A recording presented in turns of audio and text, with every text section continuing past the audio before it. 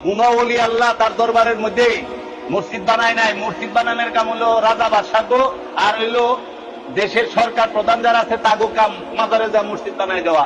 কেন? মাজারে যে আল্লাহর ওলি থাকে তিনি সার্বজনীন, তার কাছে জাতি ধর্ম বর্ণ নির্বিশেষে সবাই যায়। আপনারা সিলেট যায় দেখবেন হিন্দু বৌদ্ধ খ্রিস্টান মুসলমান সবাই যায়। ভারতে যান সকল ধর্মের মানুষ আজমির শরীফে আসে। আল্লাহর ওলিরা জাতের হয় না। আল্লাহর ওলিরা সূর্যের মতো কোন জাতের না, সবাই আলো দেয়।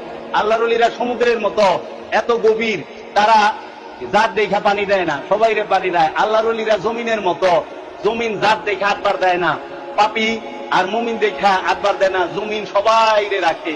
সার্বজনীন হয় আল্লাহর ওলি। যার কান্দে সাইনবোর্ড আছে সে ওলি না। ওলি মানেই সার্বজনীন। যার কান্দে সাইনবোর্ড আছে সে মৌলানা মৌলবী সাহেব, ওলি না। এর জন্য যারা খাজা বাবারে বুয়া কন একটু বিবেচনা করিলেন।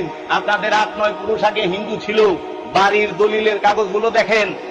আপনারা যায় আপনাদের বাড়ির বিএস আর এস এস এ আর সিএস পর্সাটা চায় দেখেন।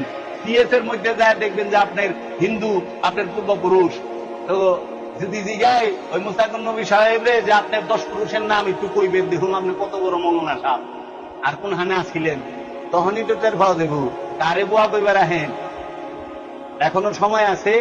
তওবাতিল্লা কাইরা খাজা বাবার বংশের চিশতি ঘরানার কারো কাছে মুরিদ হয়ে মানুষ হওয়ার চেষ্টা করেন। দয়াল যেন আপনাদেরকে হেদায়েত দান করে।